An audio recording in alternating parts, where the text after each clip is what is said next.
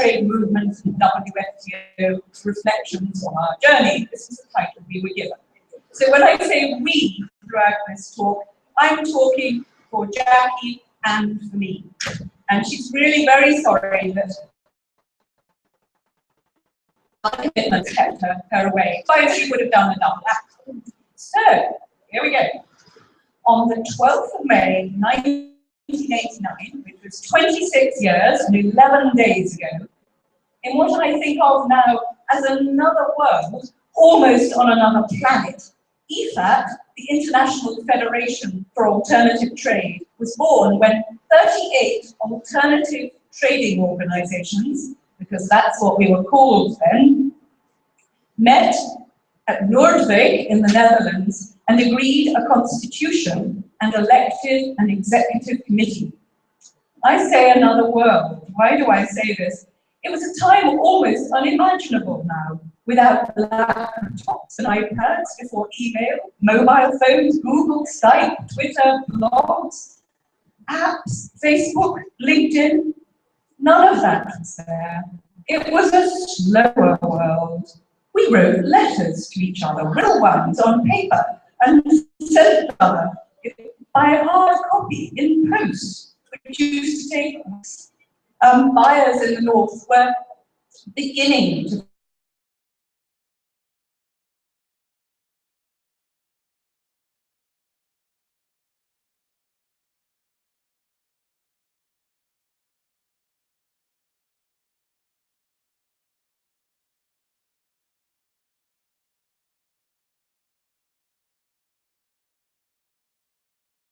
faces still. But first of all, some history.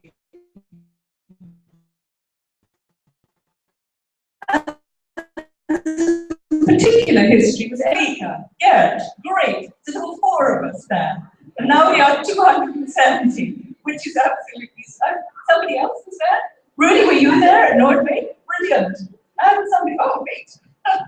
So a few of us were there. That historic day, as it turns out. But one of the activities the new organization agreed was to hold a biennial conference, as it's done throughout its history. And now we go on a conference. And if you look back at the outcomes of these conferences and the regional meetings held in between years, that takes us on our journey. And Jackie and I are going to pick out some highlights which provided us with direction and purpose. There was a big disagreement at that first meeting. Those of you who were there will remember it. It was focused on whether producer organizations should be invited to join or not. And I certainly stood up and said, you can't be an international organization if you're not catering to the producers, and others joined in. Well, we're delighted to say that at the AGM at the first conference in Kilkenny in Ireland in 1991, it was agreed that producers should join as full members of the new body. But I don't think we'd be here today if we weren't truly international in that sense.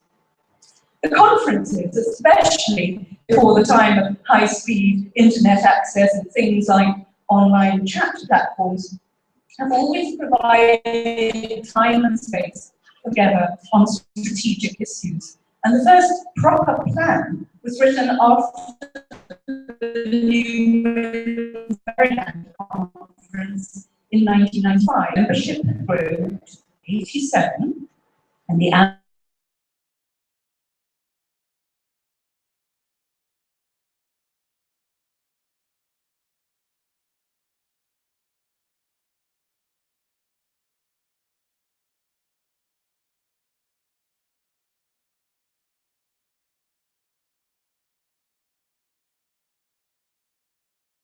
noted monitoring system for fair trade. And my fellow honorary member, Gert, said, monitoring is more than just giving answers to critical consumers' questions. It should guide both development and capacity building, both of which we need. And I'm quoting it because I think it still holds true today. Following the disastrous collapse of the world coffee prices in 1988, farmers into destitution, and I believe there were some deaths from starvation. The first labelling organisation was established by another WFTO honorary member who is here, Francisco van der Hof-Boersma, with Nico Rosen. It was called Max Havelaar, and its label guaranteed to consumers that farmers had been paid a fair price for their coffee, a price that would sustain them and give them sufficient for further investment. Over the following few years, more labels appeared. Fair Trade Foundation label in the UK, Transfair in Germany and elsewhere. And by the mid-90s, they all came together as Fair Trade Labelling Organisations International, which we tend to call FLOW, as a standard setting and separately a certification body based in Bonn in Germany. The country-level organisations all became national initiatives. I believe they have another name today, but I haven't quite caught up with that. But their job was to promote fair trade and to license buyers. It was definitely time for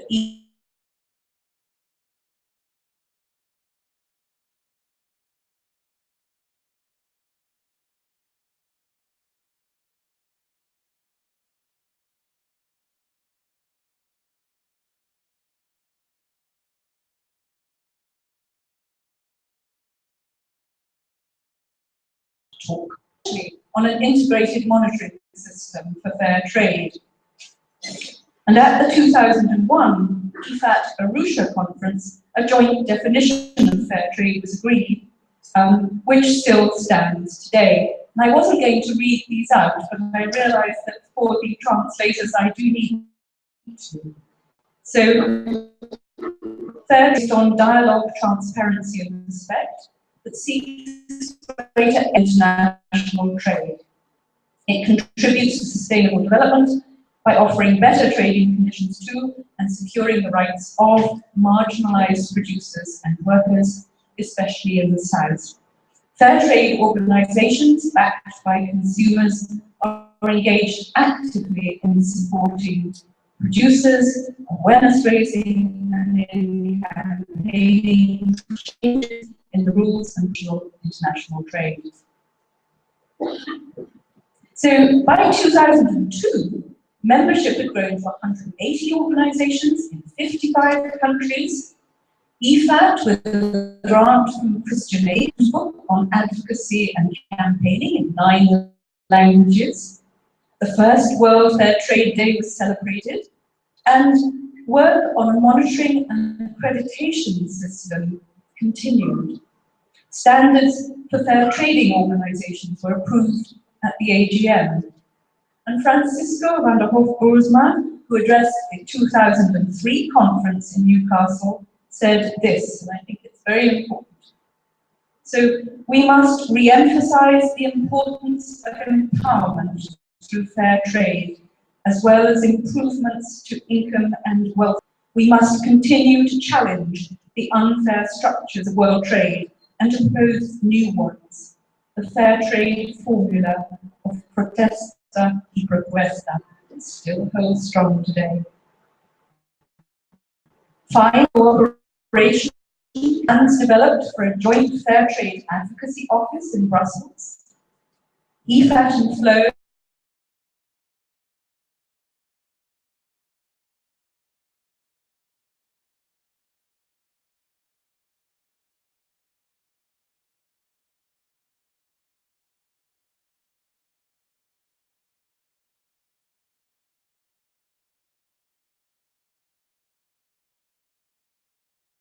to the fore.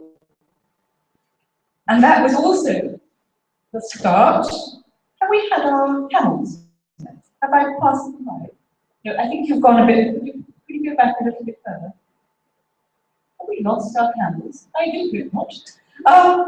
You can go on a bit. We'll just stay here. Maybe we've got the cow. I wanted to show you that iconic photograph of the fair trade banner that was taken all the way around the world. There we are. Yes, As you can see, our first fair trade mark was in different colours. We didn't get the blues and greens for several more years. We were in earth colours at that time. And the journey when we started in Mumbai, we were led by an elephant until the police stopped us. There must be a lot of us in this room who were on.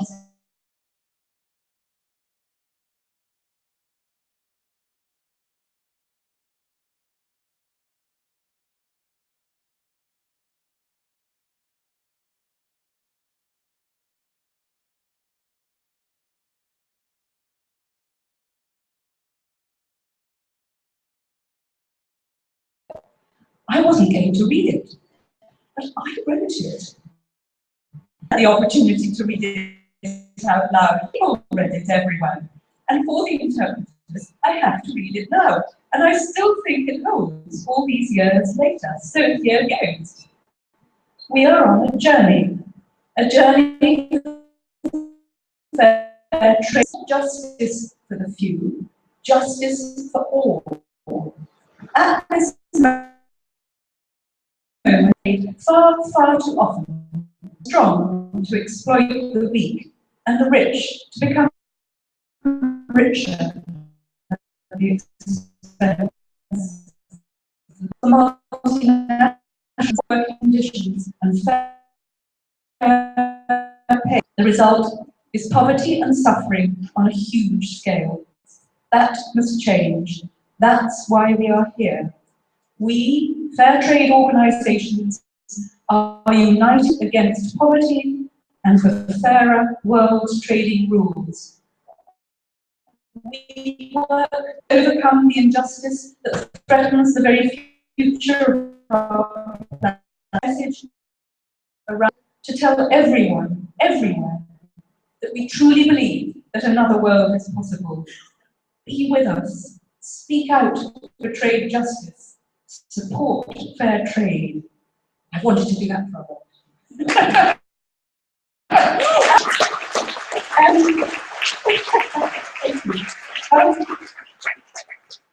But the awful thing is that that was written in 2002, and here we are 13 years later, and if anything, the situation is got worse, as we heard from our friend this morning. So back to our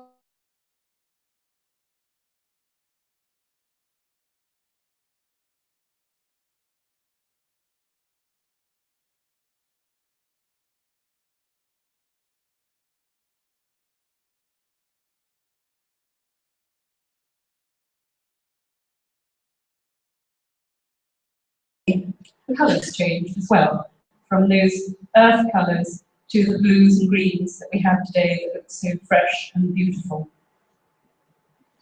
By 2009, the global economic downturn had hit with force, with many southern organisations experiencing a major fall in purchase orders. Membership, however, grew again. 1,000 World Fair Trade Day events were held in 70 countries. And WFTO and FLO jointly signed a Charter of Fair Trade Principles as a single international reference point for fair trade.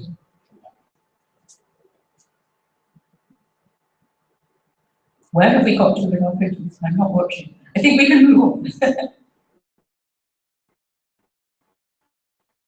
Oh, we did reverse this. I'm not quite sure where it's gone.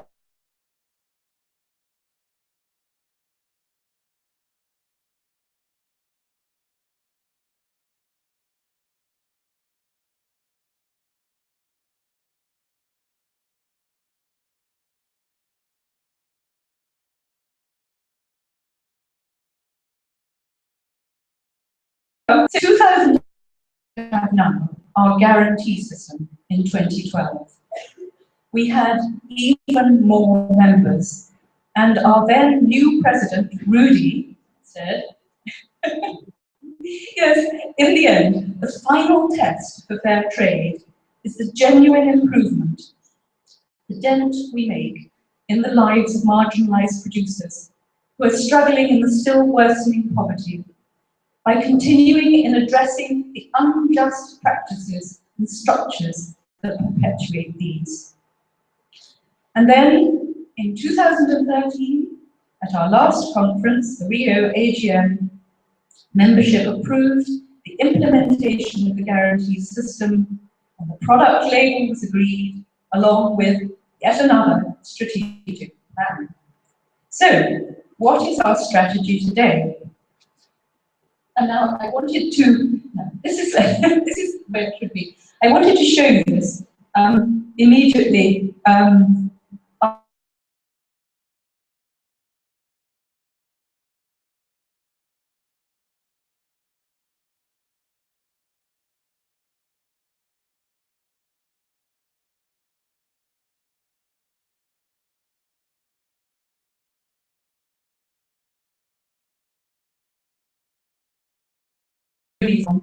And actually, a real mark of progress is if you can progress, as here, to a clay stove, which has three heat sources on the top, so you can cook three things at once. You only use the same amount of fuel that you use between three to cook one thing.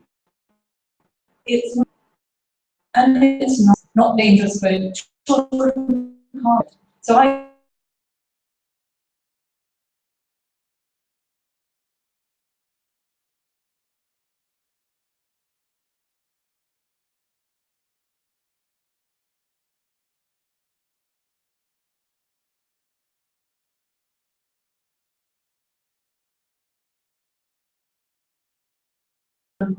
a more just economy with its 5 key headings: credibility and identity, learning, learning together, sharing and learning, market access, of course that's always going to be there, voice, and capability. So, there we all are in Mombasa, and we can have the final picture which we will leave on. It's a remarkable picture. It was taken by a Turkana woman called Grace and Cody. Bernard, you'll confirm that, who took this picture of women in Turkana in the far north of Kenya protesting for their rights. And she only had a very little ordinary camera, but I think it's a very special picture, so it's going to stay there for the rest of this talk now. So here we are. Here we are today in Milan. We have our strategic plan with its goals, objectives, activities, and indicators. Electronic voting is becoming the norm, unheard of back in 1989. The website is our key vehicle for sharing information.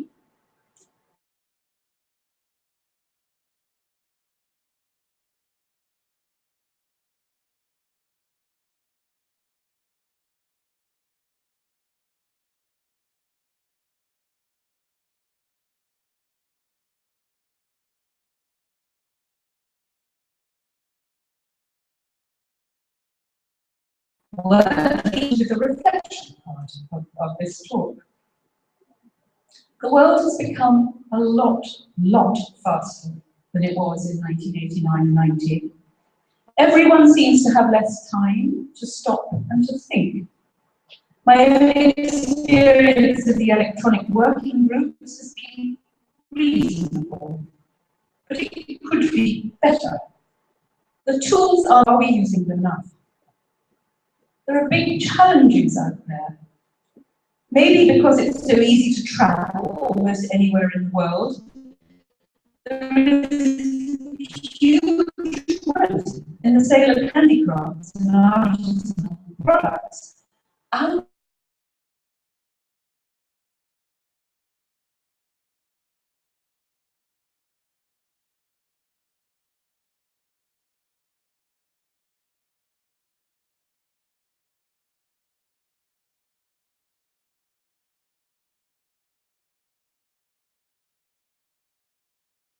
That the market was on the internet.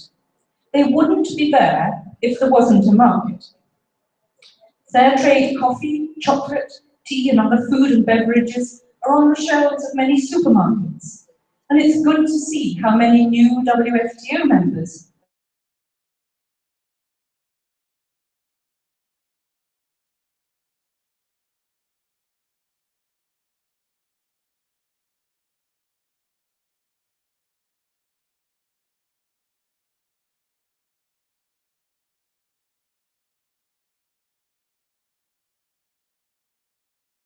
so much more on dairy. What is our impact?